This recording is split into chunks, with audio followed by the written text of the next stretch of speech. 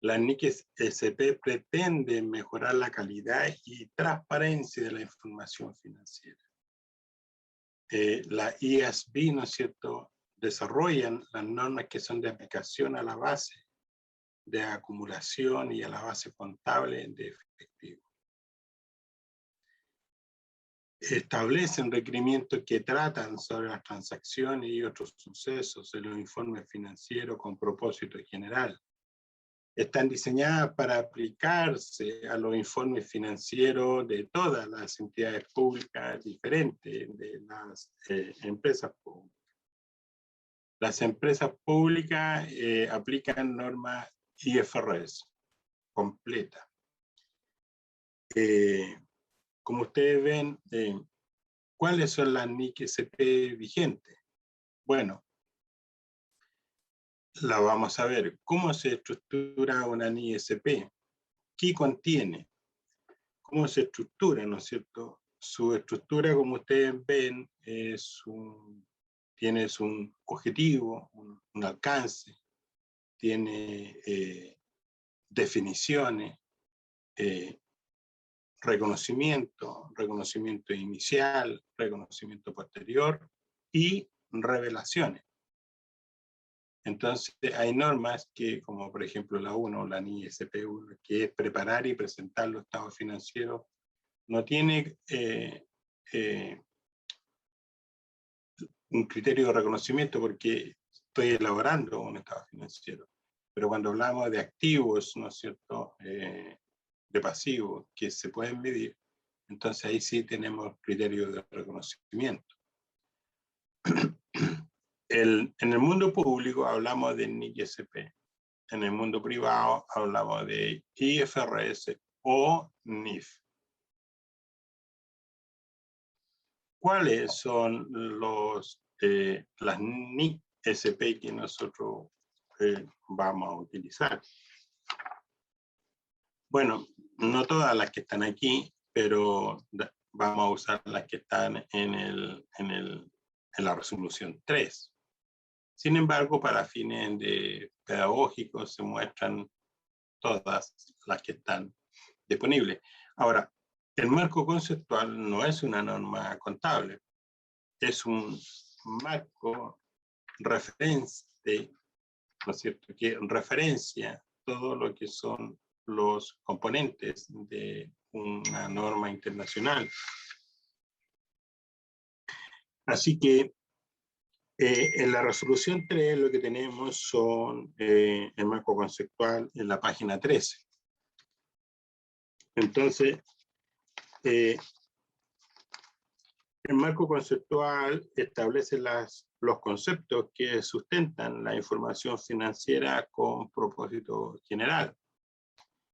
Y bueno, en el marco conceptual hablamos de los objetivos de la información financiera, usuario de la información financiera, los usuarios, ¿no es cierto?, en nuestra Contraloría General de la República. También es el Banco Central, el Ministerio de Hacienda, es el público en general, los inversionistas, los prestatarios, los proveedores. Los usuarios son el ciudadano común y corriente, son las organizaciones sin fines de lucro, los organismos internacionales como la OCDE, el Banco Interamericano de Desarrollo, el Fondo Monetario Internacional, otras organizaciones internacionales. Y usted me dirá, ¿y qué tiene que ver? Mucho. ¿Por qué? Porque estamos en una situación en que nos necesitamos todos.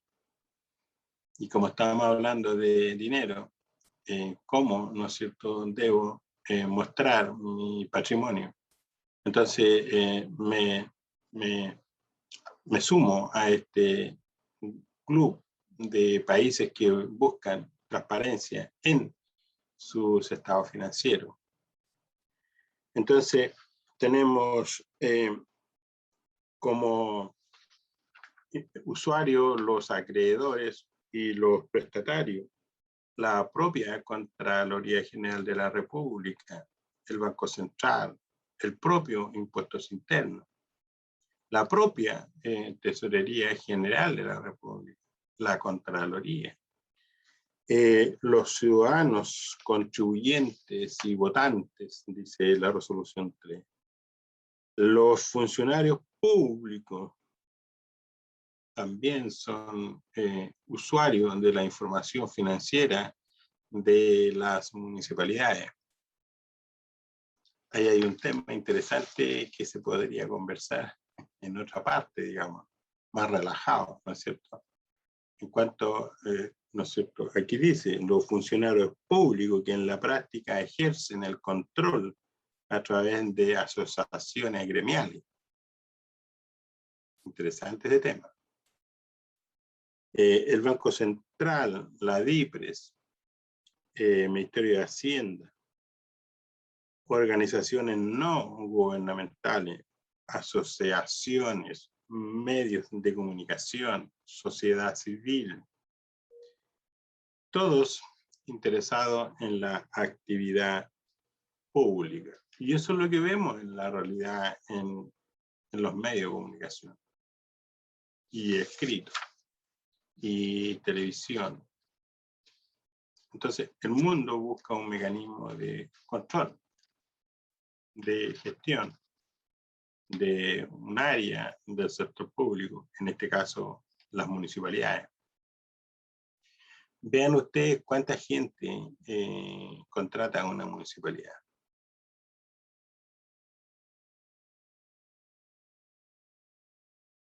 No es un tema menor. Vea cómo contrata al personal. Entonces, y los servicios que demanda. ¿Cómo no va a ser de interés del ciudadano? Por supuesto que sí. Y mucho debería ser de interés para muchas entidades. Bueno, entonces, el marco conceptual también conversa con información proporcionada por los estados financieros. Señala los principios contables, gestión continuada, el devengo, la imputación presupuestaria, las características de la cualitativa de la información financiera, relevancia, representación fiel, comprensible, oportunidad, comparabilidad, verificabilidad. También señala consideraciones a la información financiera, la materialidad o importancia relativa. También menciona costo-beneficio y equilibrio entre las características cualitativas, entidad contable, en este caso la entidad contable de la municipalidad, elementos de los estados financieros, el activo, el pasivo, el patrimonio, ingresos y gastos patrimoniales, ingresos y gastos presupuestarios. También el marco conceptual habla de los reconocimientos de los elementos de los estados financieros. Recuerden que los reconocimientos de un bien de uso depreciable, de un activo intangible adquirido, de una propiedad de inversión, de un leasing financiero. Ahí tenemos 4 ejemplos que vimos de reconocimiento. También vimos la existencia, cómo se reconoce al inicio, cómo se reconoce posteriormente. Pero hay otros elementos como los activos, los instrumentos financieros. La norma dice que se reconocen a valor razonable y posterior se reconocen a costo amortizado.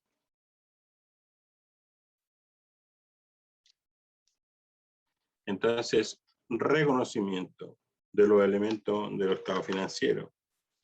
También el marco conceptual habla de las bases de valoración. ¿Y cuáles son las bases de valoración? Las que hemos mencionado. El valor razonable, ¿no es cierto? El valor razonable.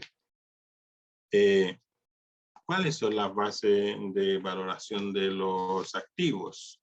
Bueno, el costo histórico, el valor actual, el valor de uso, el valor de mercado, el costo de reposición, el precio de venta neto. ¿Te das cuenta? Entonces, esa es una buena pregunta. ¿Cuáles son las bases de medición para los activos? Y usted me diría, profe, el costo histórico, el valor actual, el valor de uso, el costo de reposición, el precio de venta neto, y estamos. ¿Y cuáles son las bases de valoración de los pasivos? Veamos. Costo histórico, se repite. Costo de cumplimiento, ahí hay un concepto nuevo. Valor de mercado, ya lo conocemos. El valor de mercado, el valor razonable, el valor justo, el importe recuperable cuando no tenemos valor razonable. El costo de liquidación, el precio supuesto. Entonces, en las bases de valoración de pasivos tenemos dos conceptos que no están en las bases de valoración de activos, que es el costo de cumplimiento y el costo de liquidación. Es interesante el costo de liquidación porque me trae un recuerdo hermoso. No sé si ustedes lo vieron, pero la gracia de vivir es que la vida te ofrece cosas buenas y cosas malas. Vamos por las cosas positivas. ¿Se acuerdan de una persona con un pasado, pero ya último de misericordioso, pobre como él solo, abandonado, hombre? Pero él sabía que tenía que luchar. Y así lo hizo. Y que tenía derecho a tener una mujer, tenía derecho a tener familia, y que tenía derecho a tener su casa, a un trabajo. Y él entendió muy pronto que todo era difícil. Pero alguien le dijo, oye, abre los ojos. O sea, tienes cabeza, mano, pies, ojo, oreja, boca, olfato, y además ves en colores. Entonces la persona se decide a recorrer donde haya empleo. Y así conquistó a su mujer, que era una profesora, o que es una profesora, y nacen los hijos. Y él sigue luchando y cada vez le va mejor. Como les digo, sin estudios, sin nada. Sin embargo, él sabía que estaba destinado a hacer algo más de lo que había hecho. Y de repente, leyendo el diario, se encuentra con que un remate. Y le llamó la atención. Se rematan las cuentas por cobrar de la Universidad Arcis. 1 millón de pesos. Y él fue y compró el remate. 1 millón de pesos. Y él dice que rogaba, señor, que por favor nadie más ofrezca un monto mayor. Quedó en 1 millón. Para su sorpresa, cuando fue a retirar los pagarés, los cheques, las letras y toda la cuestión, tuvo que ir en una camioneta, porque eran caja y caja y caja y caja. Y lo llevó a su casa.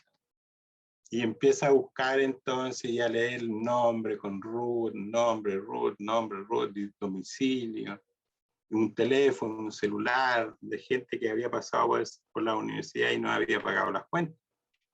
Empieza a llamar y le dice, mira, yo aquí tengo un pagaré, tengo una letra, tengo unos cheques, pásalo a buscar. Y bueno, la otra parte, pero estás loco, ¿cómo que lo voy a pasar a buscar? ¿Y por qué lo tiene usted? No, pero es que yo lo compré en un remate y bueno, el objetivo es que tú lo retires y te lo lleves. Si tienes problemas con Dicom, haces tu gestión y todo. No era creíble. Nosotros no estamos acostumbrados a ese tipo de cosas. Siempre como que estamos en alerta contra el mal. Bueno, ahí no estaba el mal, estaba el bien.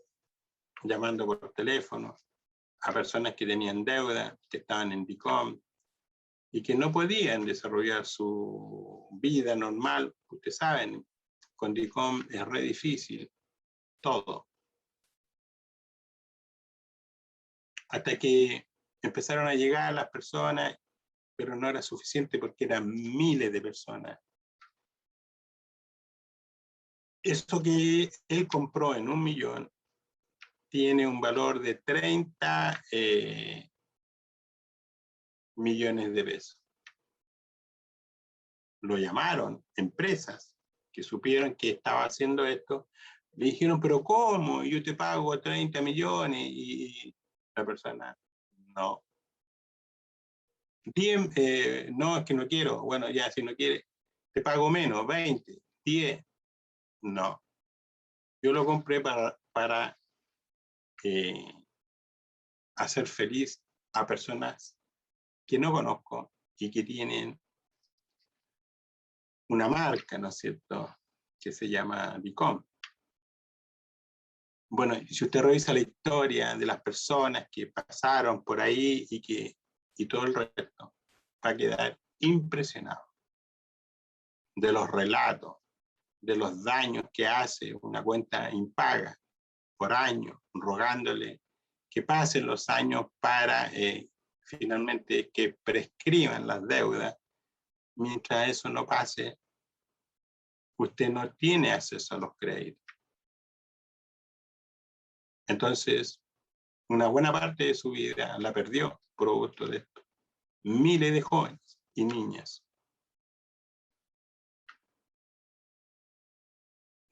El cuento dice que, bueno, la gente que no pudo pagar no pagó, la gente que le dejaba dinero en efectivo, gente que se comprometió, mire, ahora no tengo, pero prometo que le voy a pagar. Bueno, la persona no solo recuperó el millón de pesos que le costó esa compra de un remate, sino que recuperó mucho más dinero, pero lo más importante, se quedó con una historia que contar, una historia positiva. Se quedó con miles de personas como amigos que no conocía, que hoy día son profesionales, universitarios, médicos, abogados, psiquiatras, psicólogos, kinesiólogos, gente que igual salió de sus problemas y logró titularse. Los hijos de este señor le ayudaron, usando la tecnología, a tener una comunicación más eficiente, porque antes lo hacía por teléfono. Entonces un correo masivo, con los datos que estaban ahí. Y la gente se empezó a correr la voz. ¿Te acuerdas que sí? Usted sabe, uno estudia en una misma universidad, a la larga se conocen.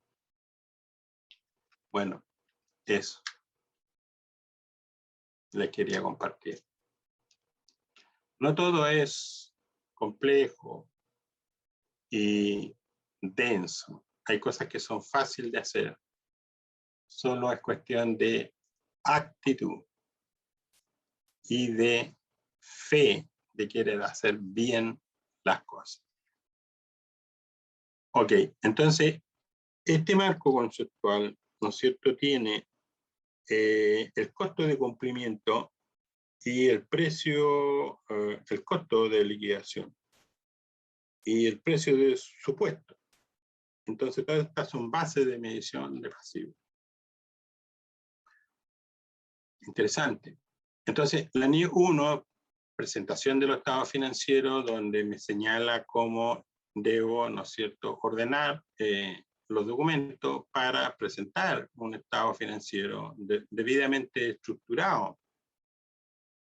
El estado de situación, el estado de resultados, el estado de flujo efectivo, el estado de cambio de patrimonio neto, el estado presupuestario, el estado de situación presupuestario y finalmente la nota explicativa. Después el flujo efectivo por método directo y que se representa por la actividad de operación, inversión y financiamiento. Luego las políticas contables. Las políticas contables para la municipalidad es la resolución 3. Y las políticas contables es la resolución 3. Y las políticas contables, cambios, las estimaciones contables y errores, usted lo encuentra en la resolución 3, ¿no es cierto?, en la página, ¿no es cierto?, balance general, en el estado, en el presupuesto, la etapa 2. Veamos. Página 141, 139 y 137. En la 137 tiene los errores, la 139 tiene las estimaciones contables y las políticas de la 141. Los conceptos. Para que ustedes sepan, un cambio de política contable tiene efecto en la cuenta de resultados acumulados del periodo. Resultado acumulado en la cuenta de patrimonio. Una estimación contable tiene efecto en resultados. Ejemplo de una estimación contable. Supongamos que usted tiene una máquina y la deprecia en 10 años. En 10 años. La deprecia en 10 años. ¿Vale? Y luego dice, y usted decide depreciarla en 15 años. Le alargó la vida de la máquina. Ese efecto tiene efecto en resultados.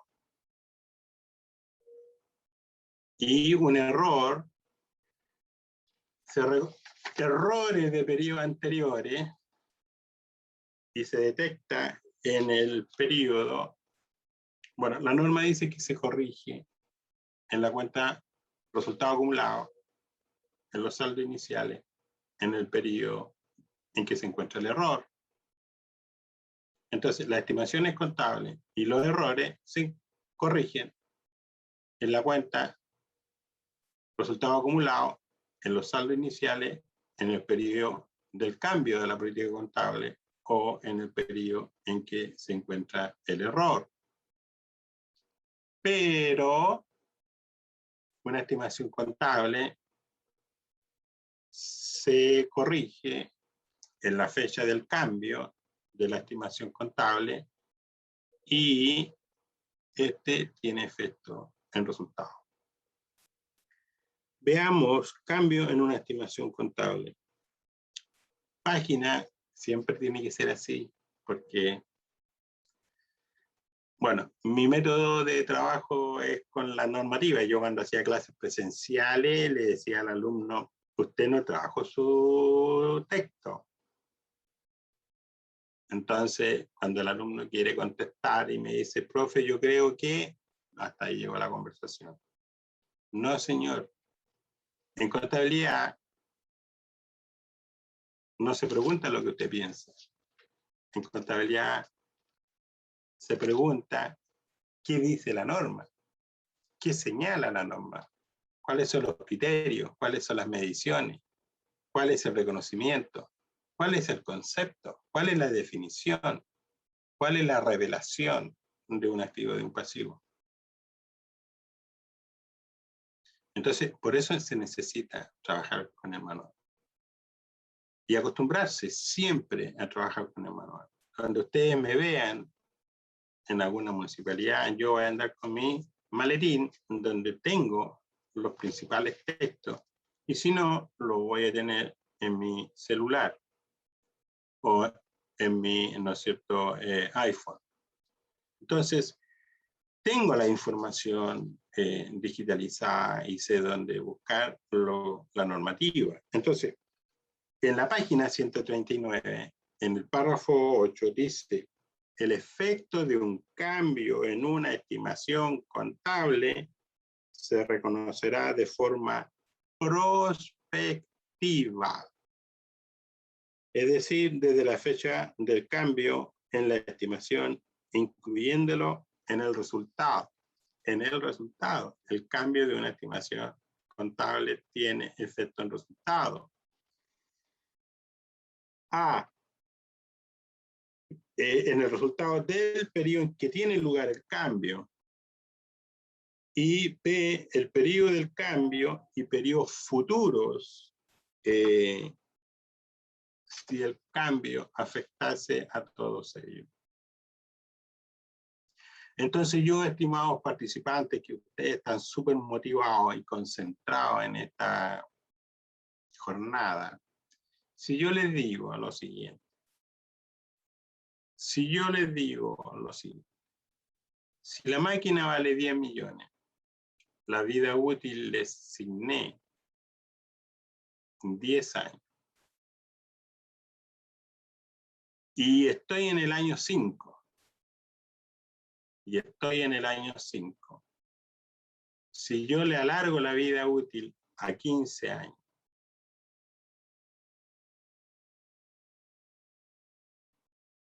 ¿cuál es el valor libre del activo a 15 años en el año 5?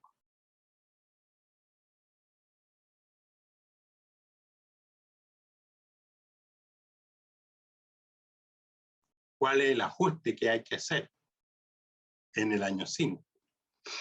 Y dónde tiene efecto. Y ojalá, como alguien por ahí de ustedes me ayudó, buscar en el manual de procedimientos contables este ajuste. Soy todo oído, estimados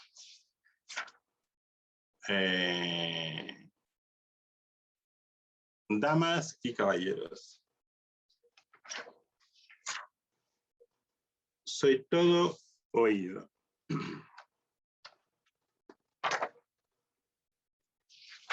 Entonces, valor de la máquina, 10 años.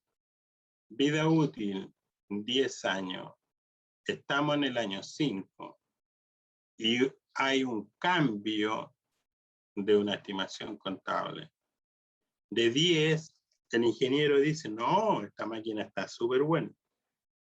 Hay que llevarla a 15 años. Perfecto. Tenemos máquina para rato. Pero hay que informar a contabilidad, porque ahí estamos depreciando a 10 años. Y llega el informe. Cámbiese la estimación contable de 10 a 15 años de la máquina XX. Y usted, señor, señora, le llegó la carta y ahora yo soy el gerente, el mandamás, y le digo, dama, ¿cuál es el ajuste contable? ¿Cuál es el ajuste contable? ¿A qué valor libro queda el activo ahora? Recuerde, estamos en el año 5.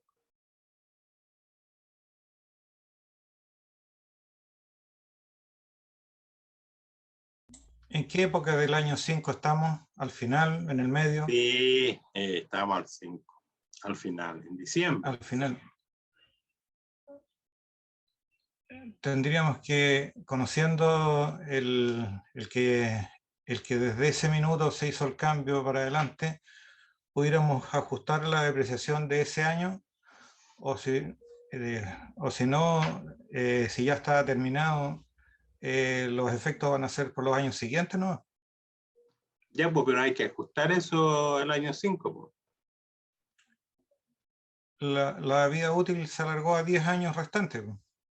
Ya, pues, pero No ¿cuánto así. es? Pues, si yo te di los números, dame los valores. Ah, se me olvidó cuánto fue el monto. ¿10 millones, dijo? 10 millones. 5, 500.000. ¿Cómo 500.000? 500.000 sería la depreciación entonces de ese periodo.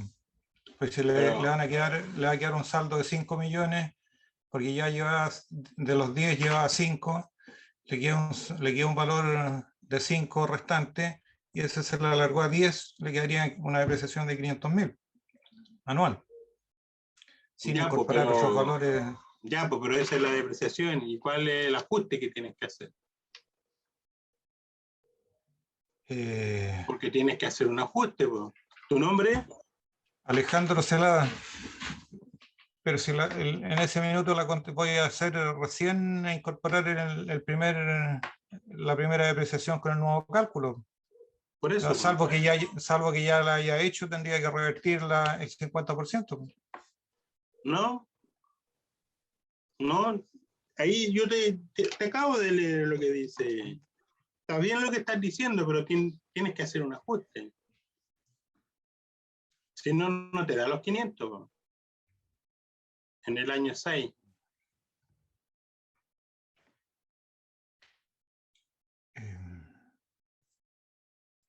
Hablemos con números, porque como te di los números, tienes que hablarme con números. Sí, 10 millones.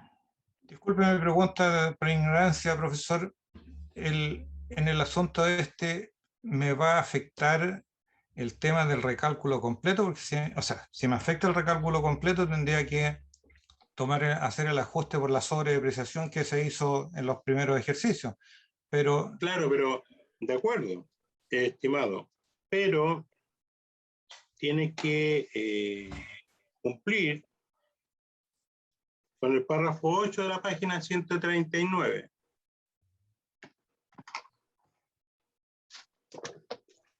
Se supone que me afectaría de ahí en adelante porque dice de forma prospectiva, en el periodo en que tiene lugar, dice, y cambio y periodo futuro. No me digas, se supone. Eso es lo que dice el párrafo 8. Eso es, pero no dice supone, supongo. No, dice, lo que dice la norma, resolución 3, página 139, párrafo 8, ¿qué dice? Lo que usted acaba de decir, prospectivamente. Claro, ¿no es o sea, de cierto? manera futura. Es decir, desde la fecha del cambio y de ahí en adelante. Hay un periodo futuro. No me afectaría hacia atrás. No. Entonces, ¿cuál es el ajuste que tengo que hacer? En el año del cambio, ¿y cuál es la depreciación para el periodo siguiente?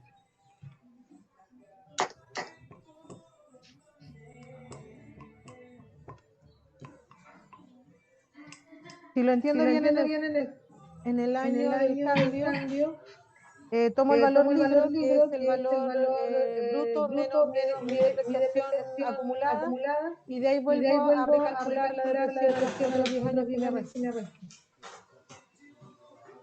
¿Cuánto es? Profe, ahí sería depreciación acumulada contra depreciación, ¿no? Se supone que tenemos, hasta el quinto año, tenemos una depreciación acumulada de 5 millones. Y para el año 6 va a ser una depreciación de 500.000, y la depreciación acumulada va a ser de 5 millones 5 porque se amplió la vida útil.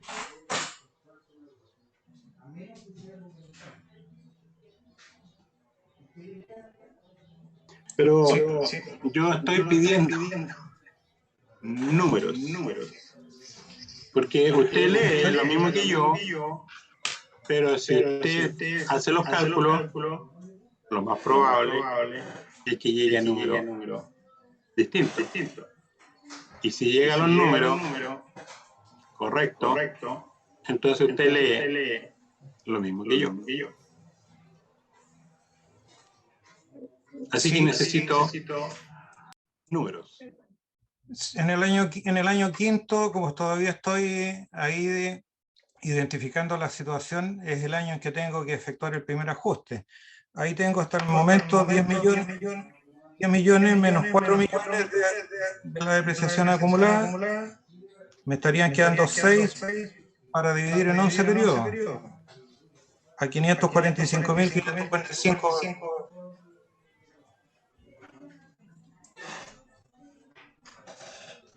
Si usted suma la depreciación durante los 15 años, ¿cuánto le da? 10 millones.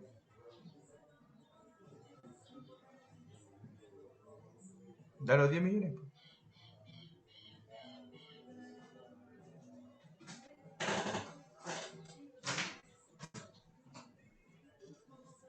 La depreciación tendría que ser los 10 millones igual. ¿Perdón? La depreciación al año 15 deberían ser los 10 millones igual. Ya. Entonces, si yo tengo ahí 5 dividido por 10 más 5, ¿verdad? Entonces, ¿cuánto es la depreciación mensual? Perdón, anual, después de la fecha del cambio. Si pensamos de que estamos afectando el año 5 también,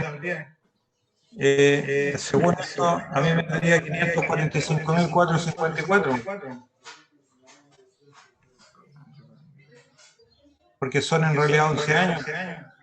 Hay un retorno.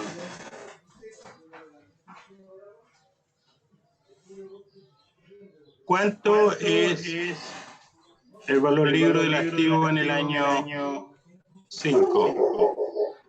5 millones. Si yo le alargo la vida útil de 10 a 15, ¿cuánto desde el año 5 me queda de uso de la máquina? Quedan 10 años de uso y la depreciación sería 500.000 lineal. Ya. ¿Y por qué a nuestro amigo le da 545? Porque el año dice que afecta al año en curso y a los periodos siguientes, el año en curso sería el 5. No, pues es que en el año 5, estamos en el año 5, ahí tú depreciaste, siempre es así, pues, deprecio y después... Es que por eso le decía yo, si estaba el 31 de diciembre de ese año y ya tengo liquidado el periodo, o estoy dentro del periodo 5 para poder hacer el ajuste metiéndolo. No. Por eso le pregunté. Sorry. Profesor, página 131 del manual de procedimiento. Ya. Vamos por la otra problemática entonces. Página 131. Todo el mundo a la 131. ¿Qué dice? En uno de los acápites dice la cuota de la depreciación para los años restantes se debe recalcular producto de erogaciones capitalizables, cambio en la vida útil, deterioro y o cambio en el valor residual. Claro. Bueno, pero aquí no tenemos deterioro. Lo único que tenemos es un cambio de la vida útil. ¿No es cierto? Entonces, cambiamos la vida útil y ya sabemos que la depreciación, ¿no es cierto?, para el periodo siguiente es 500 durante 10 años. Eso me da 5 millones y más los 5 que tengo me da 10 millones.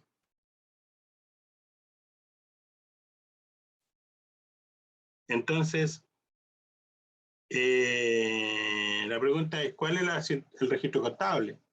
El mismo, ¿no es cierto? Depreciación a depreciación acumulada, pero ¿en qué periodo? En el periodo 6.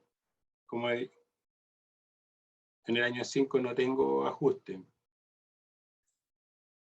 Pero ahí sería necesario por el principio antiguo de la exposición o colocar en las notas el cambio de los años de depreciación para efectos revelar mayor información.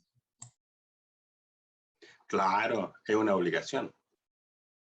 En nota, informar que la máquina ha sido revisada la vida útil. Y antes 10 años, ahora 15 años.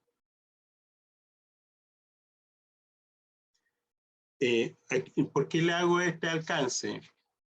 Porque aquí tiene una pequeña diferencia con el mundo privado. El mundo privado dice, vuelva hacia atrás, posiciones en el año 5, y desde ahí trate el activo como si siempre lo hubiera tratado a 15 años. Aquí no, aquí habla desde ahora en adelante, entonces no vuelvo hacia atrás. Por ejemplo, hagamos el ejercicio, nunca está de más aprender. Si yo digo eso, supongamos, digo, retrospectivamente y prospectivamente. Si yo volviera atrás y me posiciono en el año 5, ¿cuál sería el ajuste contable?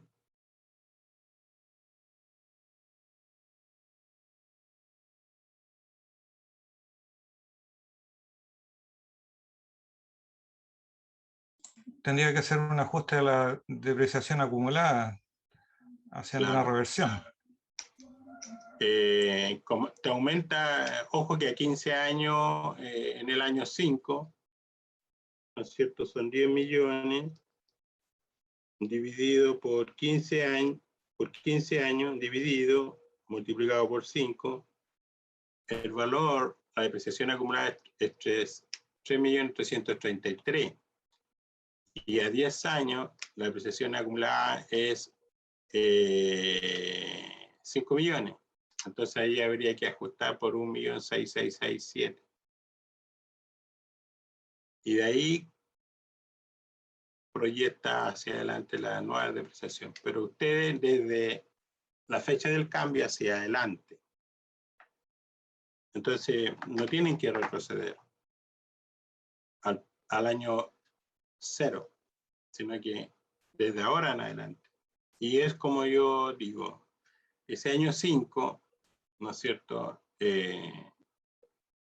Ya, ¿no es cierto? A finales de diciembre, a mí me terminado, ¿no es cierto? Me llega una información, me dice Fernando, en el año 6 me dicen, ¿sabes qué? La cuestión no es a 10 años, es a 15. Entonces, la depreciación que yo había estimado lineal a 10, ahora me quedan 5 años, ahora me quedan 10 años.